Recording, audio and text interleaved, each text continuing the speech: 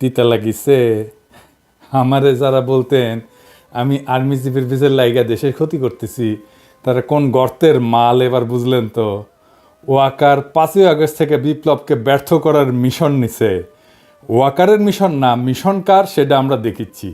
Waker 5ই August থেকে ভারতের প্রেসক্রিপশনে চলিচ্ছে। যা যা করছে সব ইন্ডিয়ার প্রেসক্রিপশন। বিক্রম মিশ্র আসছে বাংলাদেশে ওয়াকারের সাথে ঘুটু করতে। ওয়াকার হাসিনার বোনজামাই, হাসিনার পরিবারের একমাত্র সদস্য যে বাংলাদেশে আছে। ওয়াকার কোন প্রোটোকলে বিক্রম মিশ্রের সাথে দেখা করে? বাংলাদেশের সার্বভৌমত্ব কোন রাষ্ট্রের কাছ থেকে সংকটে পড়তে পারে? ইন্ডিয়া তো। সেই ইন্ডিয়ার সেনা প্রধানের সাথে বাংলাদেশের বিপ্লবোত্তর অবস্থা নিয়ে আলাপের কি আছে ওয়াকারের? বিক্রম মিশ্রের সাথে কিভাবে আলাপ করে সে? সবচেয়ে বড় কথা, বিক্রম মিশ্রের সাথে সে আলাপ করার আগে কোন অনুমতি নিছে? নেয় নাই। এই ওয়াকার 600-র বেশি আওয়ামী লীগার খুনি পুলিশকে রক্ষা করছে জনরোষ থেকে, তারপরে নিরাপদে পার করে দিছে সবাইকে। আয়নাঘরগুলোর এভিডেন্স ধ্বংস করছে ওয়াকার নিজে। প্রফেসর ইউনূসকে আয়নাঘরে ভিজিট করতে বাধা দিছে ওয়াকার নিজে, তারপরে আঙ্গুল উঁচায় হুমকি দিছে। কেউ না, আমি একা রুখে দাঁড়াইছি ওয়াকারকে। আমার বিরুদ্ধে চলে গেছে সবাই। আমার বিরুদ্ধে কি ভয়ঙ্কর ক্যাম্পেইন চালাইছে এই ওয়াকার আর তার সাঙ্গপাঙ্গরা। আমি কারোর নাম বললাম না, আপনারা চেনেন সবাইকে। ওয়াকারের আসল মিশন তাহলে আসলে কি? আমরা ক্ষুদ্রকালে ক্লাস 1-এ মনে হয় একটা গল্প পড়তাম, গনি মিয়ার গল্প। আমার বয়সী সবাই জানেন। গল্পটার শুরুটা এরকম ছিল, গনি মিয়া একজন গরিব চাষি, তার নিজের জমি নাই, সে অন্যের জমি চাষ করে, এইরকম আর কি। ওয়াকারের নিজস্ব মিশন নাই। ওয়াকার মিয়া একজন গরিব চাষি, তার নিজের মিশন নাই, অন্যের মিশন নিয়ে কাজ করে। চাঁদের যেমন নিজের আলো নাই, সূর্যের আলো প্রতিফলিত হয় চাঁদের পিঠে পড়ে, ঠিক একইভাবে ওয়াকার আসলে ইন্ডিয়ার মিশন পালন করে। ইনফ্যাক্ট আর্মির জেনারেলরা বেশিরভাগই ইন্ডিয়ান লেসপেন্সার। এদের মেরুদণ্ড বেচা দিছে মোদির কাছে, আর বিসি দিছে কার কাছে জানি না। এদিক সেদিক করলে বিসি ধরে চাপ মারে। এই ইন্ডিয়ান মিশন কি?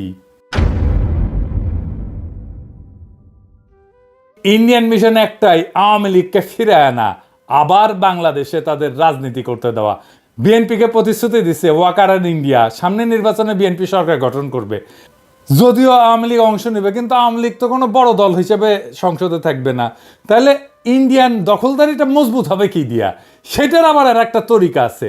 ইন্ডিয়া কখনোই বাংলাদেশে তার দখলদারি মজবুত করতে পারবে না যদি না সমাজে, রাজনীতিতে ইন্ডিয়ান ন্যারেটিভগুলো বজায় না থাকে। কি কি সেই ন্যারেটিভ? মুক্তিযুদ্ধ, ধর্মনিরপেক্ষতা আর অসাম্প্রদায়িকতার পক্ষে বলতে হবে। জামাতকে বাংলাদেশের শত্রু বলতে হবে। ধর্মীয় উগ্রবাদের বিরুদ্ধে বলতে হবে। ঠিক এই কাজই করতেছে বিএনপি। দেখেন, সে অসাম্প্রদায়িকতার কথা বলতেছে, ধর্মীয় উগ্রবাদের কথা বলতেছে, ধর্মনিরপেক্ষতার কথা বলতেছে, মুক্তিযুদ্ধের কথা বলতেছে, চেতনার কথা বলতেছে, 72-এর সংবিধানের কথা বলতেছে। তার মানে আওয়ামী লীগ যা কিছু বলতো তার সব কিছু এখন বিএনপি বলতেছে। বিএনপি হয়ে উঠছে নতুন আওয়ামী লীগ। ইন্ডিয়া বিএনপিকে সেট করলো সরকারি দল হিসেবে। এখন তো বিরোধী দল লাগবে। এটা ইন্ডিয়া বিরোধী দলও ঠিক করে দিতে চায় বাংলাদেশে। আওয়ামী লীগের জন্য জাতীয় পার্টি ঠিক করে দিয়েছিল বিরোধী দল হিসেবে। জাতীয় পার্টির নেতা হারামজাদা জিএম কাদের নির্বাচনের আগে ইন্ডিয়া যাইতো আর পানি পড়া নিয়ে আসতো এইভাবে। আবার বলতো ভারতের সাথে কি আলাপ হয়েছে তা কওয়া যাবে না। হারামজাদা, ওরে বাইরে রাখছেন কেন? হারামজাদাকে এক্ষুনি গ্রেপ্তার করেন। কি জন্য গ্রেপ্তার করবেন সেটা পরে দেখা যাবে, আগে গ্রেপ্তার করেন। দেখেন, ও তো মাখন খাইছে। মাখন খাইছে না? ও মাখনের জিনিসগুলো বের করা যাবে। কি কি মাখন খাইছে? ওই টাকা খাইছে, বাংলাদেশের টাকা খাইছে, ওইগুলো বের করা যাবে। ওকে আগে ঢুকান ভিতরে। বিএনপির বিরোধী দল হিসেবে ইন্ডিয়া আওয়ামী লীগকে চায়। এটা বিশুদ্ধ আওয়ামী লীগকে চায়, এটা ভালো আওয়ামী লীগকে চায়। আর এই আওয়ামী লীগ বানাইতে দায়িত্ব দিছে ওয়াকারকে ইন্ডিয়া।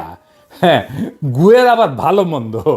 গু আমাশার গু হইতে পারে, ডায়রিয়ার গু হইতে পারে, শক্ত গু হইতে পারে, লেটকা গু হইতে পারে, গু গুই। আওয়ামী লীগের আবার ভালো মন্দ কি? আওয়ামী লীগ ভালো হইলেও সেটা গু, খারাপ হইলেও সেটা গু। এই ভালো আওয়ামী লীগে কে কে থাকবে আসেন সেটা দেখি।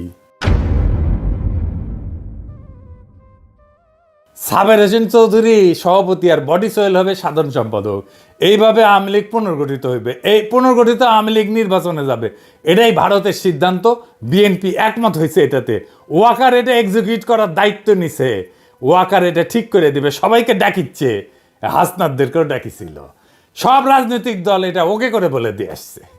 এই যে ইউরোপের রাষ্ট্রগুলোর মধ্যে ব্রিটেনের সমর্থন আছে, ইংল্যান্ডের রাষ্ট্রদূত আছে না ঋষি সুনাকের নিয়োগ দেওয়া যে সারা কুক, এইটার ঘুটু পাকেচ্ছে বিদেশিদের তরফ থেকে।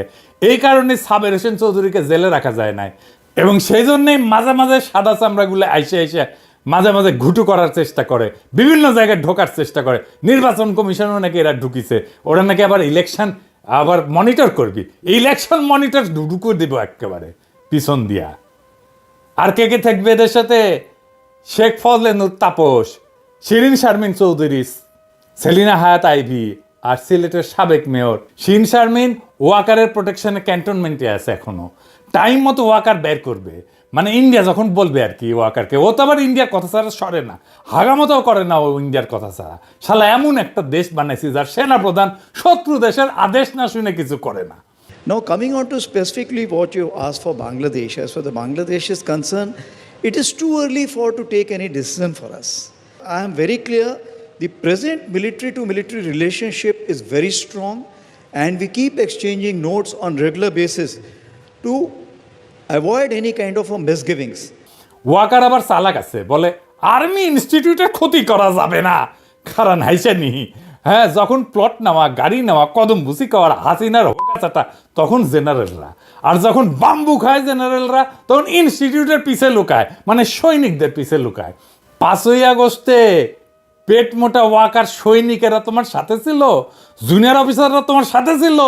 জুলাই আগস্টে তো তুমি ছিলা হাসিনাকে ক্ষমতা রাখার মিশনে, হাসিনা হোকাচাটার মিশনে ছিলা। 5ই আগস্ট সৈনিক আর জুনিয়র অফিসারদের বন্দুকের নল ঘুরে গেছিল জালেমের দিকে। কোনো কমান্ড শুনে নাই সৈনিকেরা, নিজের বিবেকের কমান্ড শুনিছে ওরা। জেনারেলদের কেনা যায়, সৈনিকদের কেনা যায় না, কারণ ওরাই সেই সংখ্যাগরিষ্ঠ জনগণের সন্তান যারা দেশকে ধারণ করে। তোরা শালা মনে করিস দেশটা উপনিবেশ, তোরা কলোনি, আর ওরা মনে করে দেশটা আমার, সেই জন্য বিবেকের কথা শোনে। আর তুই যেহেতু মনে করিস কলোনি, সেজন্য ইন্ডিয়ার কথা শুনিস, তোরা সব কয়টা জেনারেল ইন্ডিয়ার কথা শুনিস। এরা কৃষক শ্রমিকের সন্তান, দরিদ্র মধ্যবিত্তের সন্তান। এই সৈনিকেরা ওদের পিওর হার্ট, ওরা জানে ওদের সম্পদ একটাই, তা হচ্ছে বিবেক, তা হচ্ছে ইনসাফ। ওরা কখনো ভুল করেনি। 1971 করেনি, 75 15ই আগস্টে করেনি, 75 7ই নভেম্বরে করে নাই, 2024 5ই আগস্টে করে নাই। ওরা আবারও দাঁড়াইতে হলে জনতার পক্ষে দাঁড়াবে, পেট মোটা জেনারেল ইন্ডিয়ান দালাল লেসপেন্সারদের পক্ষে দাঁড়াবে না। ওরা কোনোদিন মেরুদণ্ড বেছে দেওয়া জেনারেলদের পক্ষে দাঁড়াবে না। মুজিবকে জয় বাংলা করার সাহস হিম্মত সিনিয়র অফিসারদের হয় নাই, জেনারেলদের হয় নাই, হইছে সৈনিক আর জুনিয়র অফিসারদের। খালেদ মোশাররফের খুব ব্যর্থ করে দিছে সৈনিকেরাই, আর জুনিয়র অফিসাররা ভারতের কাছে বাংলাদেশের নতজানু আর্মির জেনারেলদের, সৈনিকেরা জুনিয়র অফিসাররাও। ওয়াকার বাংলাদেশের সেনাপ্রধান থাকার নৈতিক অধিকার হারাইছে, বাংলাদেশের সেনাবাহিনীর ইজ্জতকে সে ধ্বংস করে দিছে, নিজের পজিশনকে সে খুনি হাসিনা তার দলের স্বার্থ ভারতের আজ্ঞায় পালন করতেছে। জনগণের টাকায় বেতন নেওয়ার নৈতিক অধিকার ওয়াকারের নাই। জনগণের টাকায় বেতন নিয়ে ইন্ডিয়ার এজেন্ডা পালন করা যায় না ওয়াকার মিয়া। এখন বুঝছেন কারা ছাত্রদের বিরুদ্ধে দুর্নীতির অভিযোগ ছড়াইছে, কারা ছাত্রদের ভিতরে অনৈক্য সৃষ্টি করেছে, কারা নাইদের মিটিংয়ে বরিশালে ঝামেলা করেছে, কারা ওর বিরুদ্ধে রয়্যাল এজেন্ট হওয়ার অভিযোগ তুলিছে, কারা আমাদের বিপ্লবী জনতাকে মব বইলা অভিহিত করেছে, কারা আমাদেরকে বাংলাদেশের স্থিতিশীলতার শত্রু বলছে। এদের ভুলে যাবেন না। আপনারা সবাই চেনেন, যারা বাংলাদেশের রাজনীতিকে ষড়যন্ত্র দিয়ে ব্যাখ্যা করে তাদের রাজনীতি পরাজিত হবে। আজকের শিক্ষা